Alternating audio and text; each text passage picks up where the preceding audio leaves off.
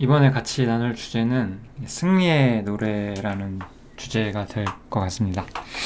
그 출애굽기 15장에 보면 그 이스라엘과 모세가 이제 바로의 추격을 뿌리치고 나서 홍해를 건너고 나서 이제 찬송을 하기 시작을 하는데요. 그 찬송이 가진 의미, 그리고 그것이 우리에게 주는 교훈, 그것이 우리 개인들에게 그리고 교회들에게 어떤 의미가 있는지를 좀 말씀을 드려보겠습니다. 출애굽기 15장 보시면 이렇게 모세와 이스라엘 자손이 노래를 해요. 이것은 사실 구속받은 백성이 처음으로 하나님께 찬양을 드리는 장면이고, 어째서 이 국면에 찬양을 하게 되는지, 하나님을 찬송하게 되는지, 이제 그런 부분들도 아마 같이 다루게 될 것 같아요. 그래서 이게 14장이죠. 밑에 구절이 출애굽기 14장인데 14장에서 이제 그 하나님께서 애굽 사람을 치시고 홍해에서 이스라엘을 건지시고 나서 이렇게 찬송을 하는 거예요. 그래서 이 찬송의 의미, 그것을 다뤄보겠습니다. 먼저 창세기랑 출애굽기라는 책이 가진 특성을, 그 그림을 먼저 좀 보여드리고 싶은데요. 창세기는 하나님이라는 분의 어떤 본질, 세상의 본질, 그리고 사람이란 어떤 존재인가, 이런 가장 근원적인 문제들, 그 창세 때부터 세워진 어떤 질서, 규칙, 이런 것들이 다 나타나는 책이에요. 그리고 이제 하나님과 사람의 관계에 대해서 얘기를 하자면 하나님께 부르심을 받은 개인에 대한 이야기를 해줘. 아벨부터 야곱에서 요셉까지, 거기 이제 7, 8명의 사람들, 그들에 대한 이야기를 하는 것이 창세기에 나온 좀 중요한 이야기의 골자다, 이렇게 생각하시면 될 것 같아요. 출애굽기라는 것은 어떤 책이냐면은 이집트 탈출기잖아요, 쉽게 말하면. 그래서 이스라엘 민족이 이집트에서 탈출해서 하나의 공동체로서 하나님께 서게 되는 것을 중요하게 보고 있어요. 그래서 이 창세기와 출애굽기는 개인적인 하나님의 부르심으로서는 동일하지만 하나님께서 특별한 공동체를 원하신다는 측면은 매우 다릅니다. 그래서 우리가 이제 하나님께서 우리와 함께 하신다, 그런 개념들은 전부 다 이 창세기의 개념이 아니라 출애굽기의 개념이라고 할 수가 있고, 그래서 지금 성령님께서 교회와 함께 하시고 교회 안에 계시고 우리가 그리스도 안에 있고 그리스도께서 우리 가운데 계신다, 이런 모든 이야기들은 교회의 출현 후이기 때문에 신약 성경과 관련이 있고, 그것을 의미하는 것은 출애굽기이죠. 그래서 출애굽기에서 우리가 그런 부분의 교훈을 살펴볼 수가 있습니다. 그래서 여기서 우리는 구원받은 개인이 아니라 이 구속받은 무리, 하나님께서 취하고자 하시는 공동체, 그것에 대한 이야기를 우리가 볼 수가 있고, 그것을 통해서 하나님께서 뜻하시는 바가 무엇인지를 우리가 살펴볼 수가 있을 거예요. 그래서 창세기랑 출애굽기는 이런 책이다라고 일단 생각을 해두시면 조금 이해를 하시는 데 도움이 되실 것 같습니다. 이 이야기에서 우리가 조금 더 좀 세분화해서 한번 들어가 볼 텐데요. 구속이라는 단어랑 구원이라는 단어를 제가 좀 정리를 해드리려고 해요. 이 출애굽기에 보면은 오직 너는 네가 이집트에서 노예였던 것과 주니 하나님께서 너를 거기서 구속하신 것을 기억할지니, 이렇게 말씀하시는 장면이 나오죠. 그러므로 내가 내게 명령하여 이 일을 행하게 하노라, 이렇게. 그래서 구속과 구원이라는 단어에 대해서 조금 말씀을 드리고 싶은데요. 구속이라는 것은 값을 주고 산다는 의미예요. 그 어떤 노예가 있는데 어떤 노예를 어떤 다른 사람이 그 노예에 대한 품삯이 있을 거잖아요. 그 노예에 대해서 돈을 주고 그 노예를 자기 것으로 삼는 것, 그것이 중요한 거예요. 그래서 구속이라는 단어는 사실상 값을 지불하는 사람에게 더 중요한 문제예요. 소유권이 누구에게 있느냐를 다루는 거거든요. 노예에게는 이 문제에 대해서는 사실 그 노예가 관여할 수 있는 부분은 없어요. 어떤 사람의 노예였는데 또 다른 사람의 노예가 될 뿐이에요. 그거를 지불하고 사는 존재가 있을 뿐인 거죠.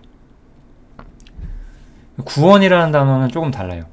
구원이라는 단어는 성경에 있는 전체적인 구원이라는 단어의 쓰임을 보면은 안전한 지역으로 이동되는 게 구원이라는 단어가 쓰이는 가장 공통적인 사용 방법이에요. 어떠한 위험에서, 어떠한 위기 상황으로부터 벗어나게 하는 거예요. 다만 그것이 스스로 그것을 탈출하는 것이 아니라 다른 사람에 의해서, 능력이 있는 다른 사람에 의해서, 사실 하나님이시겠죠? 어떤 점에서는 저는 일반적인 용어로 사람이라고 한 거고, 그 하나님에 의해서 안전한 지역으로 이동되는 것이 이제 구원이라는 거죠. 그래서 이 구원이라는 문제는 사실 우리에게 굉장히 중요한 주제가 돼요. 우리는 매여 있었는데 사실 굉장히 위험한 자리에 매여 있었거든요. 이런 거죠. 예를 들어서 제가 노예였는데 우리 주인이 예를 들어서 뭐 피라미드를 건설하고 있어요. 그 역사에 보면은 피라미드를 다 건설한 이후에는 그 피라미드를 건설했던 사람들을 같이 매장시켰다고 하거든요. 왜냐면 그들이 피라미드의 구조를 알고 있기 때문에, 그러면은 막 도굴꾼들한테 물건이 뺏길 수가 있잖아요. 그래서 그 피라미드의 구조를 아는 사람들을 전부 죽였다는 거예요. 그런 식으로 나는 노예였는데 언젠가 나를 죽일 그런 주인에게 있었어요. 근데 어떤 사람이 나를 사서 나를 안전하게 해줬어요. 그러면 그 사람은 나에게 값을, 내가 아니라 원래 나의 주인에게 값을 지불한 것이고, 나는 주인이 바뀐 거고, 주인이 바뀌었기 때문에 나는 이제 피라미드 건설 안 해도 되고, 피라미드 완성된 다음에 내가 죽을 필요가 없어지게 되는 거죠. 그런 느낌인 거거든요, 이게. 그래서 구원이란 단어는 사실 다른 사람에게 매여 있었던 사람들, 노예들에게는 중요한 거예요. 왜냐면 안전한 지역으로 내가 나오는 거니까. 그래서 이 구속과 구원이 성경에서 나오는 거고요. 출애굽기에 보면은 이 두 가지가 나와요. 뭐 벌써 성경에 익숙하신 분들은 아실 거예요. 구속은 그럼 뭘까요? 유월절이겠죠. 유월절에서 어린 양의 피를 통해서 하나님께서 우리를 값을 주고 사시는 거죠. 구원은 홍해죠. 우리를 위협하던, 이스라엘 민족을 위협하던 이집트 군병과 바로, 하나님께서 그들을 물에 잠그시고 이스라엘 민족을 애굽으로부터 탈출시키시고 구원시키시는 거죠. 그게 바로 구원이에요. 그래서 구원은 해방이라는 단어를 우리가 같이 사용하시면 될 것 같습니다. 그래서 구속이죠. 자기 피로 사신 교회라는 것은 구속이죠. 하나님께서 자기 피로, 자기 아들의 피를 통해서 교회를 사셨고 그것을 세우시길 원해요. 이거는 하나님께서 우리를 구속하신 거예요. 그렇지만 왜 우리에게는 구속이 아니라 구원이 필요하냐? 왜 해방이 필요하냐? 구속을 받았지만 우리는 자유롭지가 않아요. 그게 이제 우리가 생각해야 되는 또 다른 주제인 거죠. 우리는 구속을 받았기 때문에 나를 구속하신 자가 새로운 명령을 주세요. 이제 이렇게 살아야 한다. 너는 나의 종이기 때문에 너는 이렇게 살아야 한다라고 해요. 그거는 나를 구속하신 자가 주신 명령이기 때문에 사실 매우 합당하고 매우 올바른 것이었어요. 그래서 이스라엘 민족은 여호와의 명하신 대로 우리가 다 행하겠습니다라고 자신 있게 말을 하고, 그렇지만 살아가면서 또 다른 문제를 발견하게 되는 거죠. 왜냐면 이 여호와의 명하신 대로 내가 행할 능력이 없는 거예요. 내가 이걸 행할 수가 없는 거예요. 여호와가 명하신 것은 내가 온전한 인간이 되라는 것인데 나는 온전한 인간이 될 수가 없는 거예요.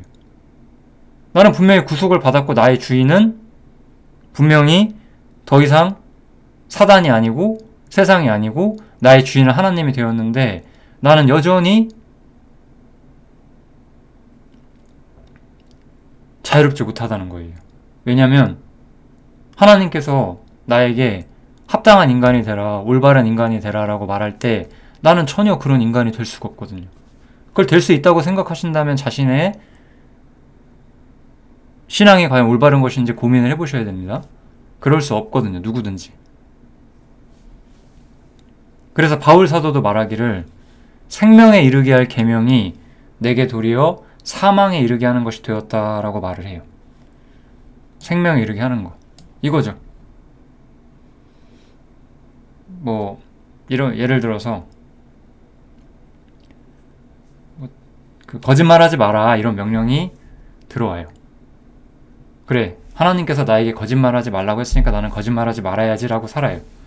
그런데 우리가 거짓말을 정말로 안 할 수 있느냐? 그럴 수는 없어요. 왜냐하면 우리는 우리의 약점을 감추고 싶어 할 때도 있고, 그 대답을 회피하고 싶을 때도 있고, 귀찮을 때도 있고, 여러 상황에 따라서 정직하지 못하게 행동할 때가 많아요. 그럼 나는 거짓말 한 것이고, 그러면 나는 명령 어긴 거잖아요. 그러면 그 법은, 하나님께서 내게 주신 법은 나를 책망하고 나를 사망에 이르래. 너는 온전한 인간이 되어야 되는데 너는 왜 그러냐? 네가 과연 하나님 앞에 합당하냐? 이렇게 정죄가 들어오는 거죠. 그러면 그것이 자신에게 사망에 이르게 하는 것이 되었다라고 말을 해요. 사망은 육체의 죽음을 뜻하는 것이 아니라 하나님과의 단절을 의미하는 거기 때문에 내가 구속을 받았지만 하나님과는 끊어져 있고 내가 범죄하고 있기 때문에 내가 하나님의 명하신 대로 행하지 않고 있기 때문에 내가 하나님과 내가 상당히 멀다, 사실상 끊어져 있다라는 감각을 가지게 되는 거죠. 그런 감각을 우리가 가지게 되면 우리는 전혀 자유롭지 못한 상태가 됩니다. 그래서 우리에게는 구원이 필요한 거예요. 왜냐하면 이 자유롭지 못한 상태에서 우리가 빠져나와야만 하기 때문에 이건 구속이 아니에요. 이미 구속은 이루어졌어요. 이 구속하신 분의 명령 때문에 일어나는, 나를 구속하신 분이 완전한 존재이기 때문에 일어나는 또 다른 문제점이 우리에게 발생하게 되는 거예요. 이것이 바로 로마서 7장에서 이야기를 하는 거고, 이 부분에 대해서 우리는 반드시 구원이 필요하다. 그 구원이 그래서 해방이라고 우리가 말을 해요. 왜냐하면 건짐을 받는 거기 때문에. 구속은 값을 주고 사는 거예요. 이거는 온전한 자리로 내 위치가 이동되는 거예요. 그래서 구원이 우리에게 필요하게 되는 거고, 우리는 일반적으로 죽어서 지옥에 가지 않는 사람들을 구원받았다라고 그냥 관습적으로 우리가 그 단어를 쓰긴 하지만, 우리가 성경에서 정확히 그걸 보자면 구속을 받은 거예요. 사실은 구원은 이루어지지 않았을 수가 있습니다.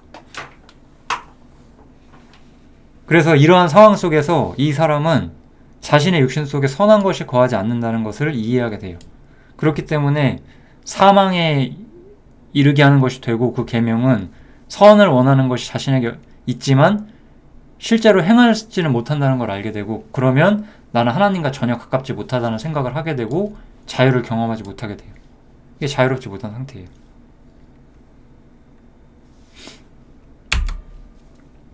이스라엘에게도 이런 예가 있어요. 그래서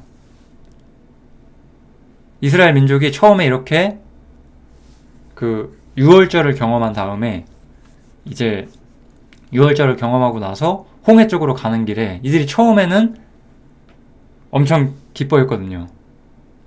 근데 금세 마음이 바뀌어요. 그래서 어떻게 말을 하냐면, 당신이 우리를 이끌어내서 우리를 이 광야에서 죽게 한다라고 말을 해요.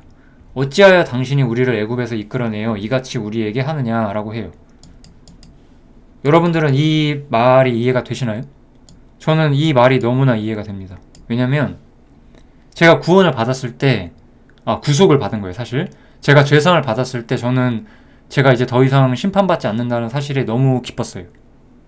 그리고 하나님을 위해서 하나님의 뜻을 쫓아 나머지 인생을 살겠노라고 마음의 결심과 다짐을 했어요. 근데 불과 하루 이틀도 지나지 않아서 내 안에 있는 여전한 악함과 여전한 죄성과 그런 게 똑같이 있는 거예요, 내 안에. 그것 때문에 막 절망해서 막 울고 그런 적도 있었던 것 같아요.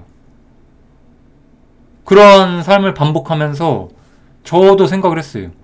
하나님께서는 제가 이렇게 하나님의 계명을 지키지 못해서 고통받게 하시려고 저를 구원하신 걸까요? 그러한 질문을 안 할 수가 없었어요. 물론 이게 끝이 아닐 거라는 믿음이 있었기 때문에 저는 여기까지 답을 찾을 수 있었지만 분명히 그 당시에 저는 이런 마음의 의문이 없진 않았어요. 왜 내가 구원을 받아서 더 힘든 인생을 사는 것일까? 왜 나는 구원을 받아서 다른 사람을 조금만 미워하거나 다른 사람을 조금만 판단을 해도 마음에 이토록 크나큰 정죄가 올까? 다른 사람을 미워하고 다른 사람을 판단하고 다른 사람을 욕하고 그런 일을 만약에 하게 된다면 저는 양심에 심각한 책망을 받고 고통을 느끼거든요. 지금도 사실 그렇죠. 어떤 점에서는. 이거는 똑같으니까. 근데 그런 일을 경험할 때마다 나는 양심의 정죄를 받고 정죄를 받으면은 하나님 저는 완전해질 수가 있는 걸까요? 완전해질 수 없다면 왜 이런 명령 때문에 나는 이렇게 사실 기쁘지 못한 채로 인생을 살아야만 하는 겁니까? 그런 질문을 끊임없이 하게 됐어요. 그래서 저는 그 당시에 제가 알고 있던 죄사함, 구속 말고 무언가가 분명히 있다라고 저는 말씀해서 어느 정도 결론을 내리고 있었고 그걸 알기 위해서 그토록 하나님 말씀에 창념하고 하나님의 뜻을 분별하기 위해 노력하고 그랬던 것 같아요. 물론 그 노력 때문에 제가 여기까지 온 것도 아니에요. 나의 나 된 것은 하나님의 은혜로 된 것이고 내가 뭘 노력했다고 됐다고 제가 말하는 것도 아니에요. 다만 그냥 그토록 저도 그러한 세월 속에서 어려움과 고통을 받았었다는 얘기를 하는 거예요. 그래서 구속을 받은 사람은 탄식을 하게 돼요. 전에 법을 깨닫지 못할 때 내가 하나님 모르던 시절에는 상관없었어요. 내가 다른 사람 미워하고 저놈 왜 저래? 쟤는 왜 저러고 살지? 상관없었어요. 그 당시에는. 근데 내가 이제 구속을 받았어요. 하나님의 법이 들어와. 저 사람 왜 저러지? 그러면 바로 율법이 날 정죄하죠. 네가 뭔데 다른 사람 판단하냐고. 그러면 저는 마음의 고통을 받는 거예요. 그러니까 다른 사람 판단하고 안 하고 싶은데 그래도 해. 그러니까 더욱더 고통을 받는 거예요. 내가 살았더니 계명이 전에 법을 깨닫지 못할 때는 내가 살았었는데 계명이 이러고 나니까 죄는 살아나고 나는 죽는다. 옛날에는 미처 생각하지 못했던 것, 옛날에 다른 사람을 미워했던 거, 옛날에 거짓말했던 거, 옛날에 탐욕을 가졌었던 것들이 옛날엔 아무것도 아니었는데 내가 구속을 받고 나서 죄사함 받고 나서 생각을 해보니 그런 것들이 전부 다 나에게 양심의 문제가 되는 거예요. 그러니까 탄식할 수밖에 없는 거예요. 분명히 하나님께서 나에게 명령하신 것은 분명히 선한 거예요. 나에게 이웃을 사랑하고 자신을 희생하고 다른 사람을 미워하지 말고 다른 사람을 판단하지 말고 거짓말하지 말고 탐욕을 갖지 말고 너무나 완벽하고 너무나 올바른 것들만 나에게 명령을 하시는데 그런 것들은 내가 그것을 할 수 없다는 것 때문에 나에게 도리어 사망이 되는 거예요. 항상.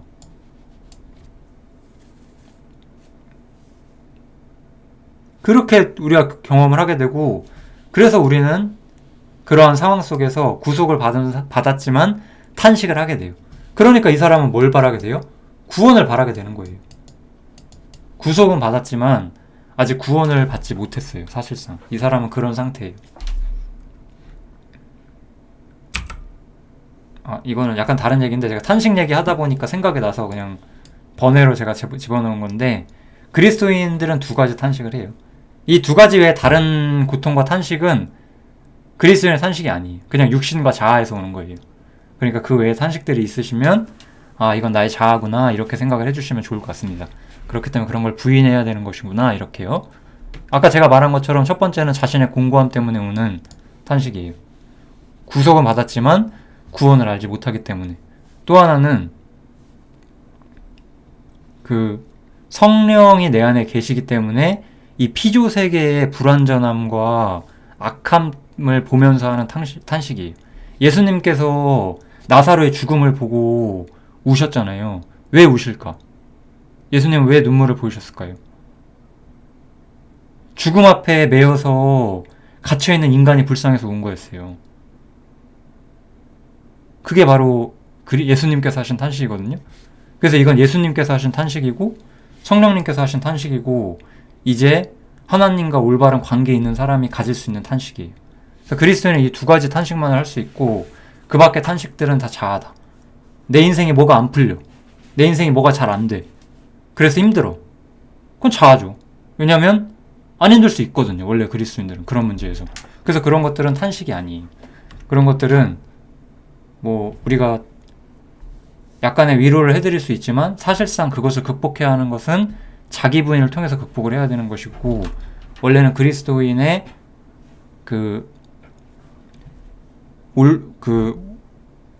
그리스도인의 진짜 길에서 오는 탄식은 아니에요. 그냥 그런 것들은 곁길에서 오는, 세상이라고 하는 것 때문에 오는, 육신이라는 것 때문에 오는, 자아 때문에 오는 그러한 탄식에 가깝죠. 이거는 약간 번외 이야기고요. 다시 원래대로 갈게요. 그래서 그렇게 탄식하는 사람들은, 자신의 공고함과 연약함 때문에 탄식하는 사람들은 아까 말씀드린 것처럼 구원을 바라게 돼요. 해방을 바라게 돼요.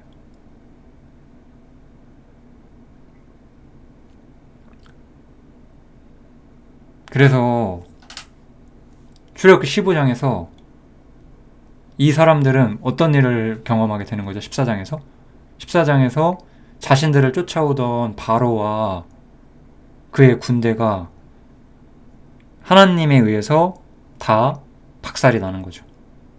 사단의 머리가 깨졌고 나를 집어삼키고 있던 죄의 권세, 율법의 권세, 이런 것들이 전부 다 깨져버렸어요. 예수님의 죽음을 통해서 내가 그와 함께 죽었기 때문에 그것이 나에게 적용되는 순간 더 이상 옛날에 나를 괴롭히던 나의 불완전함에 대한 모든 문제가 해소가 되는 거예요. 물론 그것을 이해하고 깨닫는 데에는 또한 많은 시간이 걸리지만 아무튼 그것을 반드시 알게 되는 시기가 옵니다. 분명히 오실 수 있어요. 그때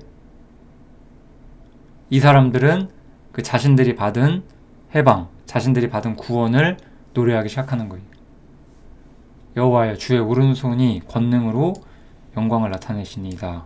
주의 오른손이 원수를 부수시니이다. 이들은 무엇을 노래하고 있나요? 하나님의 능력이 원수를 박살냈다. 그것을 통해서 하나님의 능력이, 권능이 나타났다라고 노래를 하고 있어요. 또 미리암도 말하죠. 말과 그 탄자를 바다에 던지셨다. 사단의 머리를 깼다는 거잖아요. 이것이 우리에게 있는 구원이었어요. 이것을 우리가 바랬어요. 그래서 우리가 이것을 얻고 이 노래를 하는 거예요.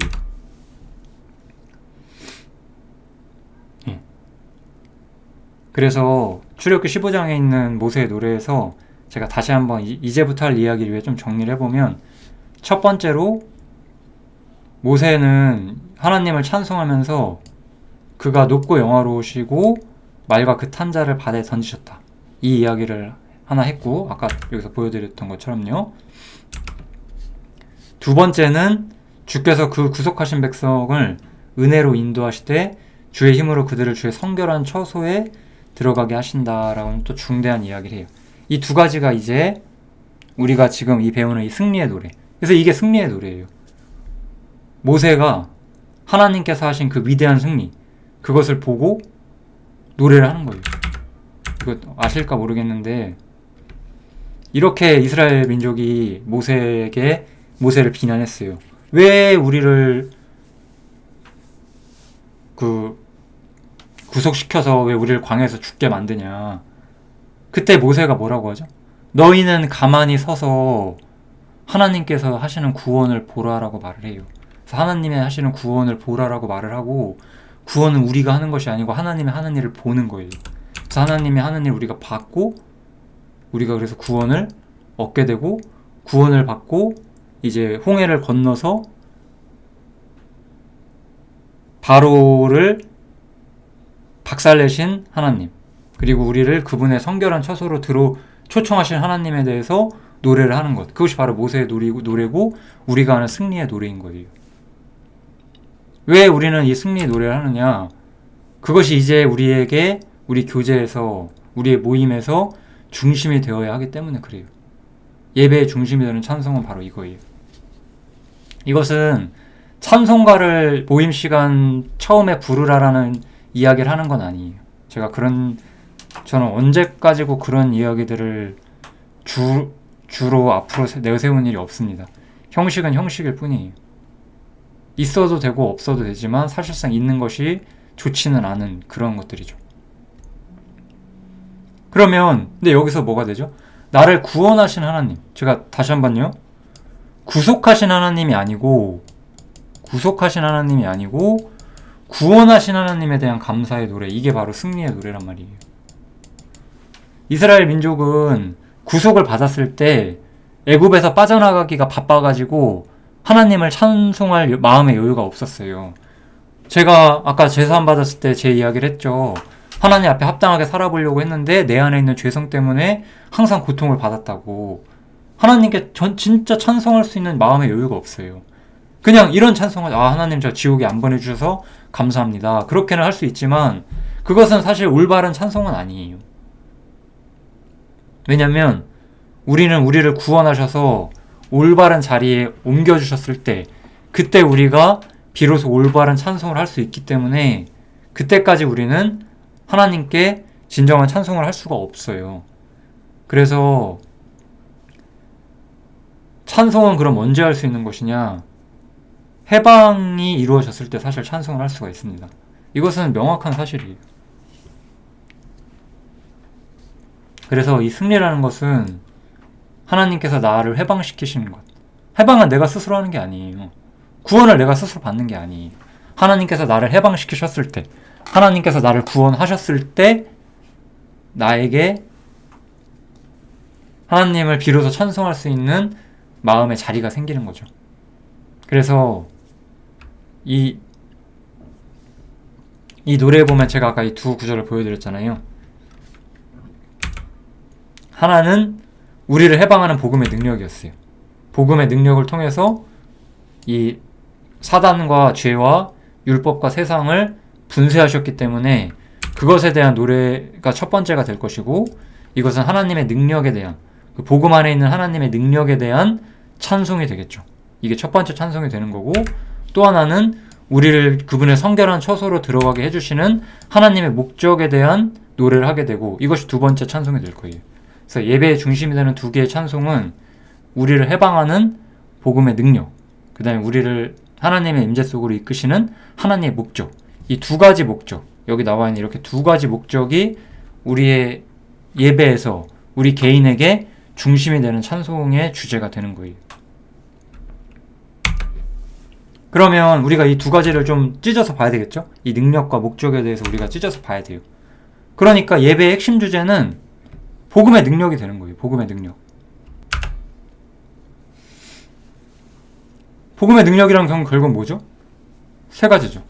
그리스도의 십자가라는 것이 가지고 있는 역사적 사실성과, 이것이 죄인을 구속하는 하나님의 은혜라는 것, 그 다음에 하나님의 의, 복음 속에 나타난 하나님의 의, 그것을 통해서 제가 복음의 완전성을 항상 소개를 많이 했었죠. 이 하나님의 의라는 주제에 대해서 제가 굉장히 많은 이야기를 했어요. 왜 예수님께서 지금 하나님 보좌 우편에 계시고 이 땅에 성령이 내려왔죠? 예수님이 하신 그리스도의 십자가 사역이 완벽했기 때문에 예수님께서는 이 땅을 받기에는 상이 부족했어요. 그래서 하늘까지 하나님께 받으신 거예요. 그래서 예수님께서 지금 하나님 보좌 우편에 계신 것이고, 장차 그분께서는 하늘과 땅에 있는 모든 영광의 중심이 되실 거예요. 복음의 완전성이에요. 하나님의 의. 그 다음에 그래서 구속과 해방이라는 주제가 또 하나의 핵심 주제가 됩니다. 하나님께서 우리를 구속하셔서 그분이 자기 피로 우리를 사셔서 우리를 이끄시길 원하신다는 것. 그리고 내가 죄에 매여 있을 때, 내가 죄성 가운데서 승리를 경험하지 못할 때 나를 해방시키시고 나를 구원하시는 그 하나님에 대한 이야기를 우리가 할 수밖에 없어요. 그래서 이 세 가지가 복음의 능력 속에서 우리가 나눌 수 있는 예배, 교제의 핵심 주제가 될 거예요, 앞으로. 그렇게 하셔야 돼요. 모임을 한다는 것은 여러분들은 이 이야기를 하기 위해서 모이는 거예요. 그 밖에 다른 이야기도 가능해요. 우리가 형제자매들을 위로하고 서로 사랑과 선행을 격려하고, 이 모든 일들이 모임 속에 있어요. 그렇지만 가장 먼저 우선된 우리가 진짜 모이는 이유는 뭐죠? 주님의 영광을 찬송하기 위함이라고 한다면 가장 중요한 것은 이 세 개가 될 거예요.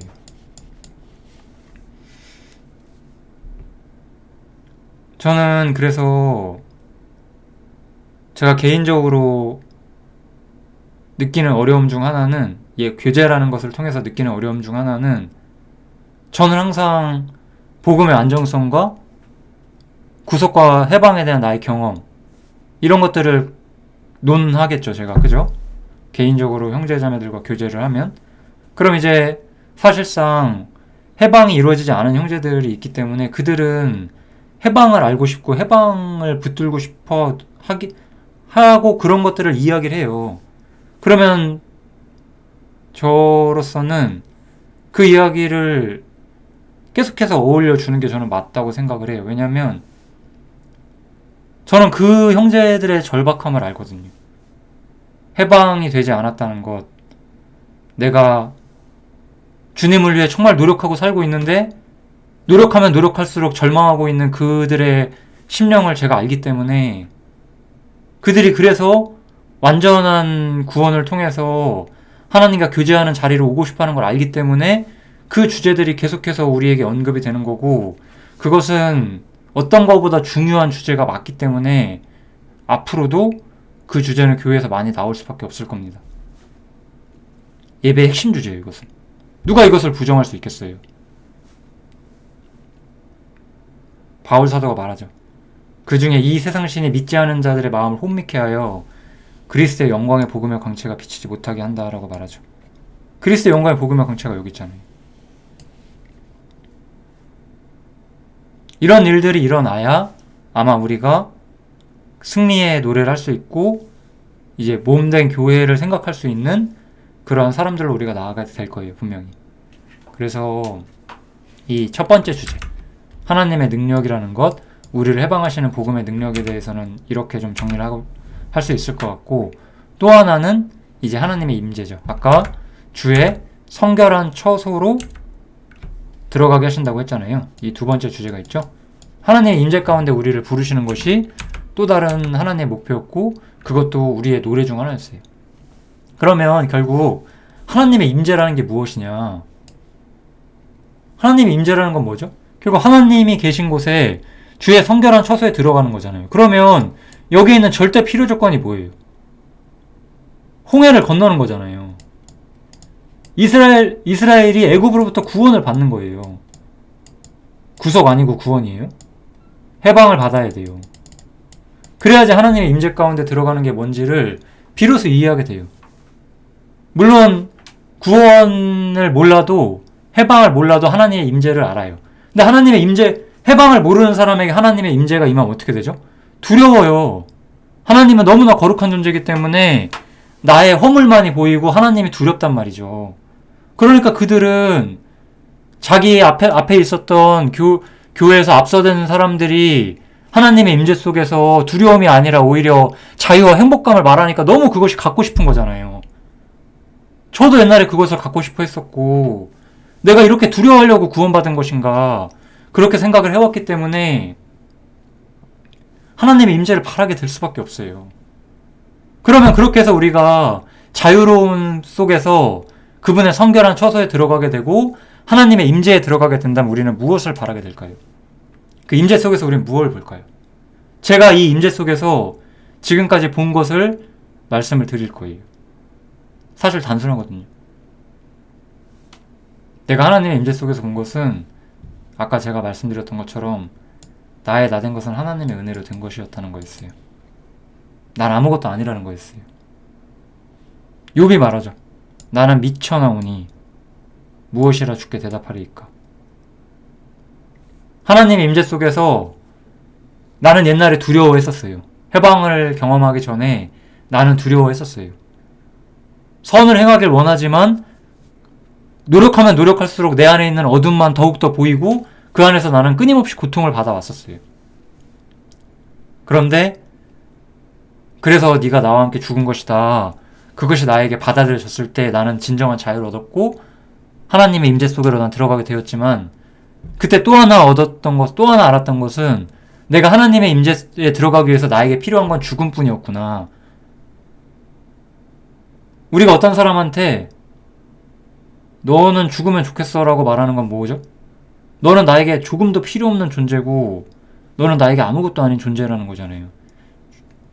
네가 죽어도 난 아무 상관이 없어 라고 말하는 것은 사실 그죠? 하나님에 있어서 나란 사람은 그런 존재였다는 거예요. 참담한 하나의 인간이었다는 거죠. 나라는 인간이 자신이 아무것도 아닌 것이라는 것을 경험하는 거예요. 그래서 하나님이 나에게 원하시는 게 죽음뿐이었다라고 한다면, 그래서 내가 그리스도와 함께 죽은 것이라고 한다면 난 아무것도 아닌 거예요. 내가 가진 모든 것은 하나님께 아무런 유익이 안 되는 것들이었어요. 그것을 깨닫는 것이 해방을 통해서 우리가 알게 되는 자신에 대한 진정한, 자신의 가치에 대한 객관적 평가가 되는 거죠. 나란 인간은 어떤 인간인가에 대한 객관적 평가가 여기서 오는 거예요. 자신이 아무것도 아님을 경험하는 거. 이것을 경험하면 우리는 어떻게 사느냐. 제가 이렇게 말씀을 드려볼게요. 저는 아무것도 아닌 자라는 것을 이해했을 때 우리가 뭐 여러가지 모든 문제, 그래요. 저는 이제 이 베드로의 이야기를 통해서 사랑을 예로 들었지만 모든 문제가 똑같아요. 사실은 여기서 제가 이런 말씀을 좀 드려볼게요. 만약에 우리가 내가 누군가를 사랑해야지, 베풀어야지 이렇게 마음먹고 실천하려고 하면 우리는 아무것도 할 수 없어요. 여러분 아무것도 아니기 때문에, 저도 아무것도 아니기 때문에. 우리가 누군가를 사랑하고자 마음먹는다면은 우리는 실패만을 경험할 뿐이에요. 이게 바로 로마서 7장 속에서 우리가 경험하는 실패잖아요. 때로는 해방 안 한 사람도 잘 이해를 못해서, 해방의 권능과 사는 법을 잘 이해하지 못해서, 아, 난 해방 알았으니까 이제 사랑해야지라고 하게 되면 또 이렇게 돼요. 아무것도 아닌 자니까. 베드로는 자신이 아무것도 아님을 하나님 앞에 끊임없이 고백하면서 그럼에도 불구하고 내가 주님을 사모한다라고 말을 하고 있어요. 전 아무것도 아니에요.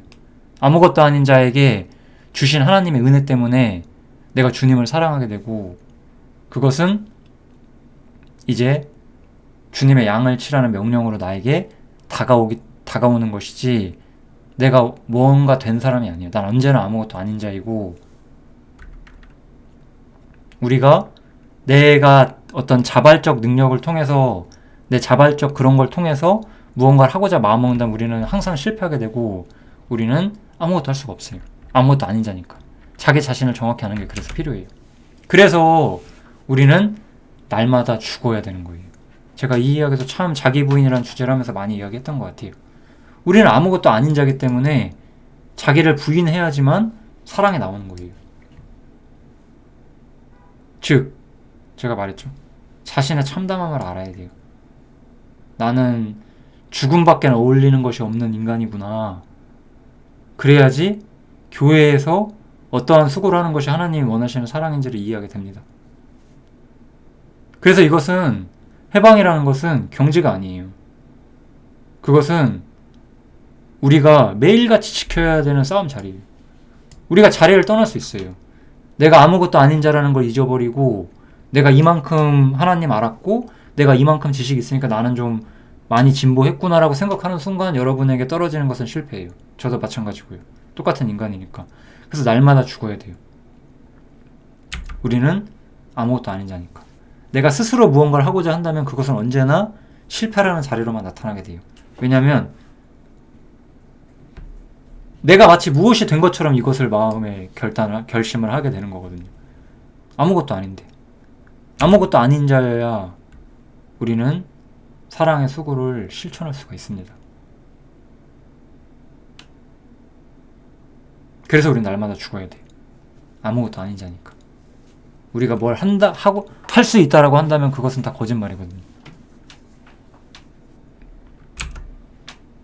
그래서 우리가 어떤 일을 하든, 어떤 길을 가든, 어떠한 수고를 하고 그러든지 간에 결국 남는 것은 내가 뭘 잘해서 그런 건 하나도 없어요. 나의 나된 것은 하나님의 은혜뿐이라는 결론만이 남게 되는 거예요. 모든 것이 하나님의 은혜다. 이것이 우리가 느끼게 되는 두 번째 결론이 되는 거예요. 아까 말했던 하나님의 임재를 경험하는 곳에서 우리가 느끼게 되는 찬송이죠. 그래서 우리의 교제와 예배의 핵심적인 주제, 하나님에 대한 찬송은 다시 한번 말씀드리면 두 가지로 아마 추격이 될 거예요. 하나는 복음의 능력에 대한 이야기를 하는 것이고, 또 하나는 하나님의 임재 속에서 나는 아무것도 아닌 자라는 것을 배우고 모든 것이 하나님의 은혜라는 것을 배우는 자리로 우리가 가게 되는 걸 거예요.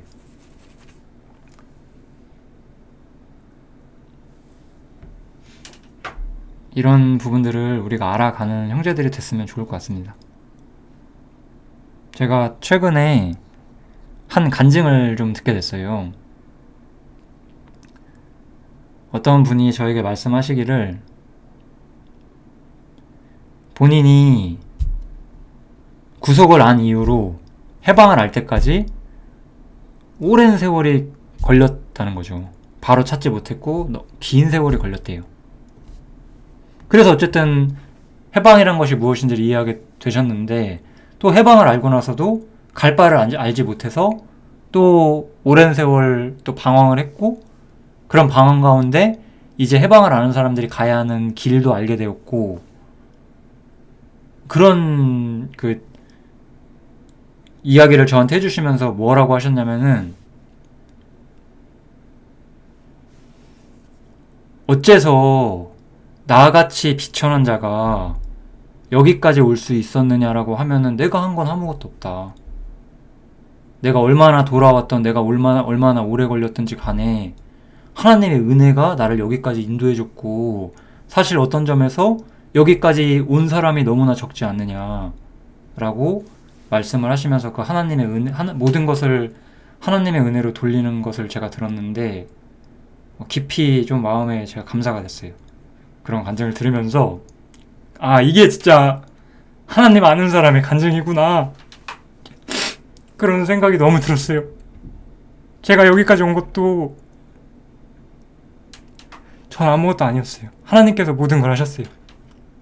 그래서 모든 것이 하나님의 은혜라는 거, 나 개인을 보면은 언제나 부족한 인간이에요.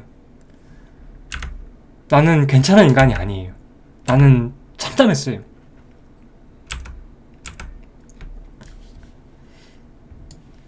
그 참담했던 나에게 구원이 임하고, 그런 참담한 사람들, 아무것도 아닌 사람들을 도구로 하나님 쓰시는 거잖아요.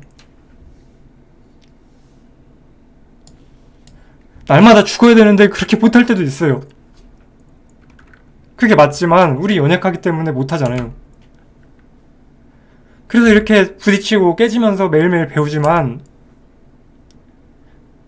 여기까지 오면서 모든 것이 하나님의 은혜라고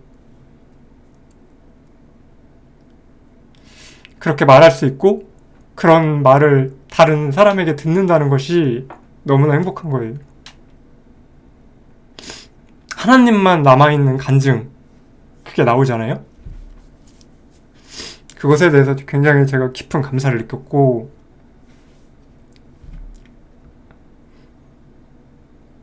마음이 많이 움직였어요. 그런 것 때문에. 그래서 이러한 주제들에 대해서 좀 다시 한번 생각을 하게 됐는데요. 여러분들, 우리 모두가 올바른 예배의 자리, 올바른 교제의 자리, 그리고 하나님과 교통하는 자리로 이렇게 들어오는 그런 것을 항상 바라고 있습니다. 우리는 모든 것을 하나님의 은혜로 여기는 사람이 되어야만 하거든요. 난 아무것도 아니니까.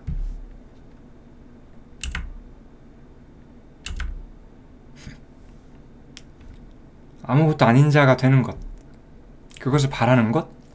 아무것도 아니니까 우리가 우리를 부인할 수 있는 거예요. 아무것도 아니니까 세상 근심 걱정 뒤에 던질 수 있는 거예요. 다 모든 것이, 아까 제가 그 얘기했죠. 그리스도인이라는 탄식은 피조된 세상의 불완전성과 그 다음에 자유롭지 못한 자신에 대한 탄식 외에는 자아라고. 그쵸? 왜 자아라는 건 뭐죠?